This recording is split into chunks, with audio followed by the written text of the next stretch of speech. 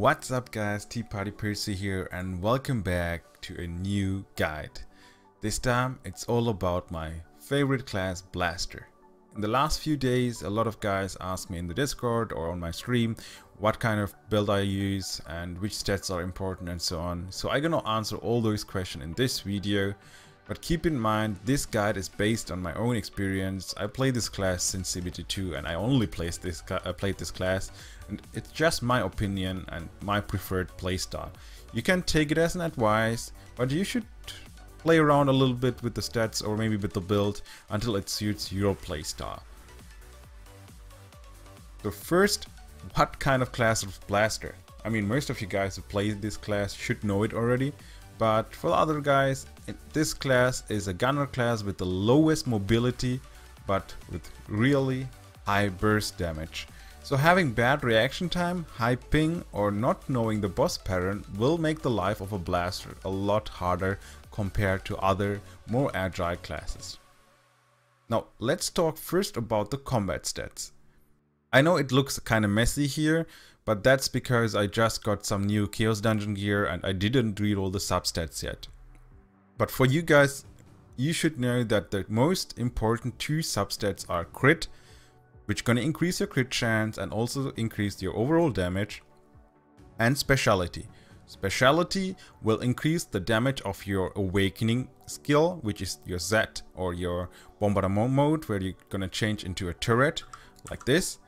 And all the skills will deal more damage the more specialty you have, and will also increase your awakening skill damage.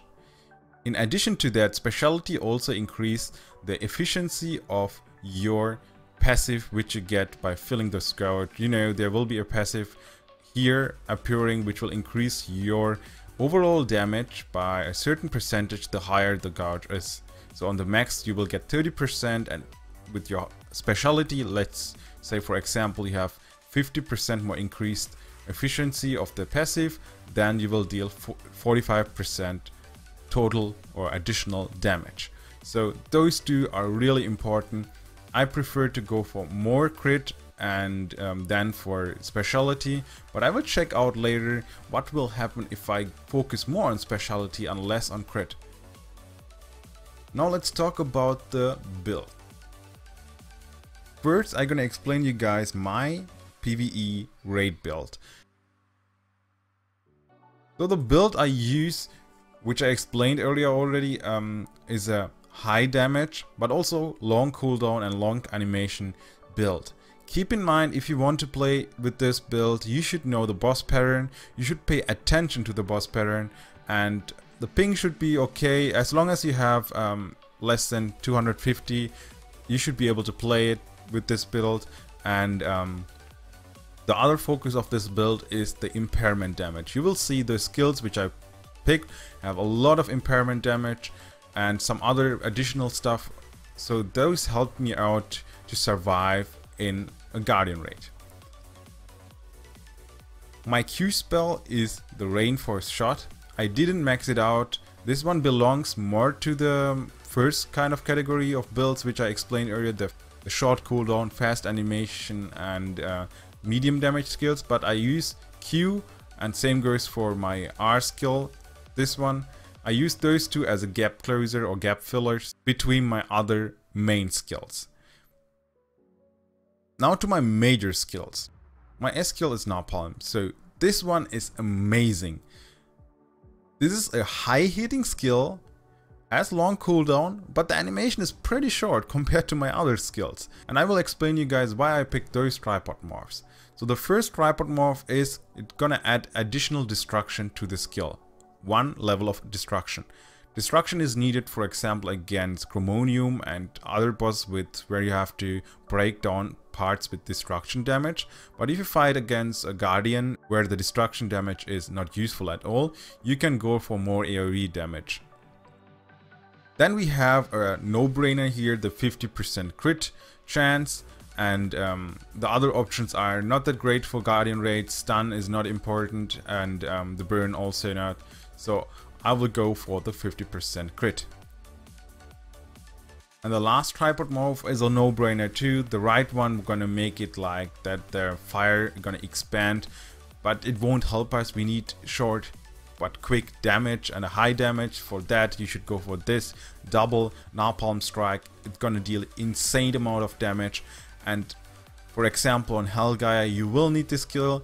I always kept it out of cooldown if possible to break the evolve try of Hellgaia. Next we have the flamethrower. This skill is maxed out since leveling.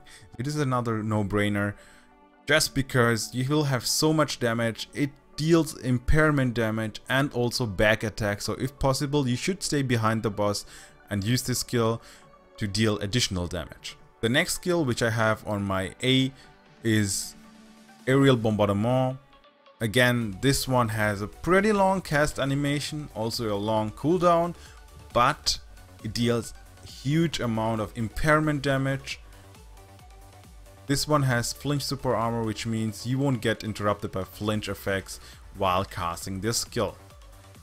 The morphs here are actually no-brainer too. Of course you can go for the faster cast speed or cast animation here, but I prefer to do 15% more damage on boss.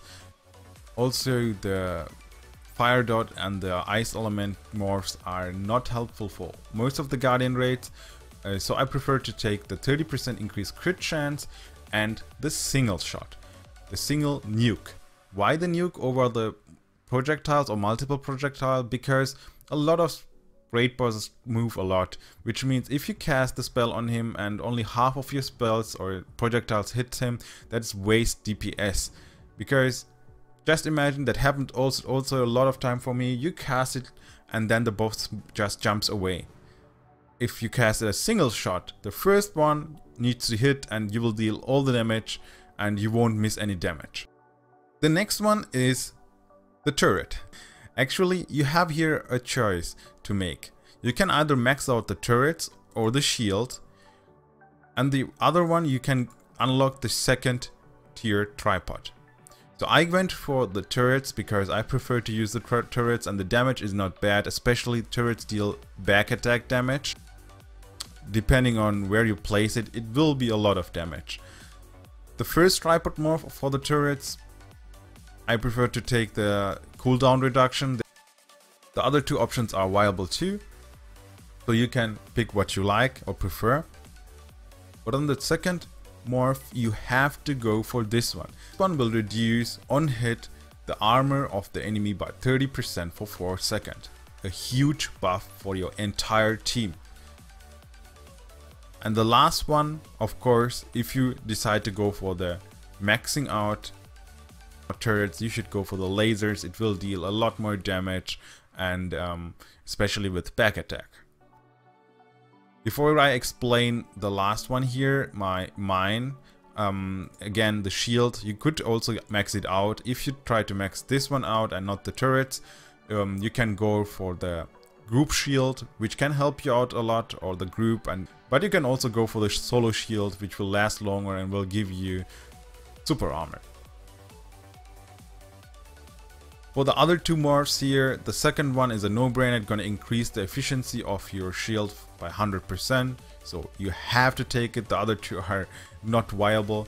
And for the first three, you could either go for the identity gauge fill up if you're low HP, or you can go for that the shield won't consume any mana if you pick this morph. Now, last but not least, for my PvE build, I have the mine. This skill has the highest impairment damage of all your skills. Placed really well or at the right time, for example on Hellgaia, this mine alone interrupted sometimes his evolution. That's totally possible if it crits and if you have the right support classes behind you with buffs. This is just an amazing skill. It doesn't have a long animation time, but it will take a while to, until the rocket lands on the ground. For the morphs, you should go for this one. This is going to reduce the amount of time it takes until the rocket hits the ground by 1 second. So it's important, especially on Guardian raids or on Guardian raid bosses, which moves a lot. And the next or the second morph is a no-brainer too, 40% more damage on guardians or bosses, which can't be CC'd. And the last one, a lot of guys go for this morph. I don't like it. I know it deals a dot damage at the end, but I prefer this one. This is gonna increase the impairment level by 1 again. So it's already high. It's, I think, on impairment 4, and then with this morph it will be maxed out. I think impairment 5 is the highest you can get. So this is my PvE build. As mentioned, it is not an easy build. You should know the boss pattern, and if you make small mistakes you will die. You have to pay attention to all the stuff what the boss does. You have to know when you are able to, or when you should cast those long animation spells. If you are locked in the animation and the boss casts some one-hit attack, you have to use your spacebar to interrupt it. But if you don't have your spacebar out of cooldown, then you're pretty much dead.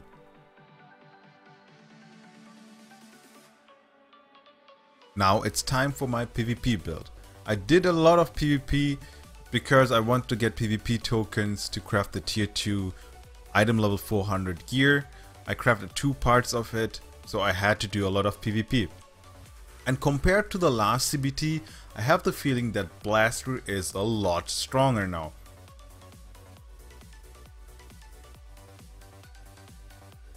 As you can see, I just swapped to my PvP build. Those are the skills which I use for PvP. The 2 skills which I didn't level up at all is my Q Plasma Storm. I didn't put any points in it. You can do that, but I don't like it that much because a lot of class are too mobile, they can just run away. I use it often to scare the enemy away. It works sometimes, but the tanky class will just ignore this and charge towards you.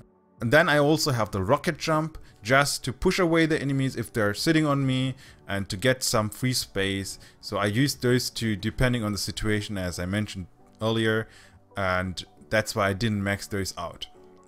Now to those skills which I maxed out. The first one is the Gatling gun. This one is kind of broken because you can cast it and all the enemies gonna get flinched for like 5 to 6 seconds. Of course, for the morphs I went for the damage increase or the finisher, which means they'll lower the HP of the enemies. So if they're low HP, you're gonna deal 30% more damage. Then this one is really important. With this one gonna give you super armor, not against stuns, but against other CCs. So while using that, you will be stationary, you won't be able to move, but this shield will make that you can't get interrupted except with stuns. Now for the last one, don't go for the holding skill, go for the range. Of course you want to hit far with it, and it's gonna also shredder the armor of the enemy. The next skill is Aerial Bombardment. Again, this one is my all-time favorite. So especially you can use it on yourself, as mentioned. If they are charging towards you, you will have the super armor. They won't be able to interrupt you most of the time. You can just cast it on you, or you can just cast it far away from you. It has a huge range, so this can be used in both situations. Of course, I went here not for the boss damage. You are not fighting against bosses, but I went here for the quick cast, crit chance, and the single shot. So the turrets here, you shouldn't go for the lasers because most of the enemies will move around a lot. There's lasers or the turret will have hard time to hit them, but it's all about the armor reduction. The next skill which we have is the Gravity Bomb.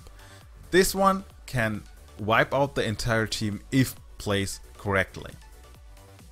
For the morphs, I have the stun one, I have the 15% HP barrier, and of course the increased damage. I think this is a no-brainer. Of course, if you don't want to stun the enemy, you can go for more damage. And then we have the mine again, and I still don't understand why like 80% of the enemies I meet in PvP, they see that on the ground, but they still stay there. I'm pretty sure the enemies can see that, but I don't know, maybe because of all the special effects, they don't see that. But this one, if it hits hard, and is really good CC, especially with the stun morph with crit chance, and also it's gonna slow down enemies around it. So it's a really good one. You can use it depending on the situation. You can place it on yourself if you know they're gonna charge towards you, or you can place it on the enemies if they are getting CC'd by yourself or from your teammates. And the last skill which I use is the shield. I have it maxed out here, and as you can see, this one is a no-brainer again. Here you can go for the identity guard, because as mentioned, the identity skill is your bread and butter here in PvP fights. And for the last mob, I have here the CC immunity shield. If I play with premates, I will go for this one. So if they need help, they're about to die, they can just tell me in the voice chat and I will activate it and they will get a shield, and that can make a huge difference. So that's it for today, guys. I hope I explained everything what you need to know about my build. Do you have a different build? If you have a different opinion, feel free to write it in the comments. I will post this video also in the new forum, so you can also write in the forum and we can talk about this build and your build. Feel free to join the discussion. And as always, thank you for watching, guys. See you guys on my next video or in the stream. Bye bye, your Tea Party Percy.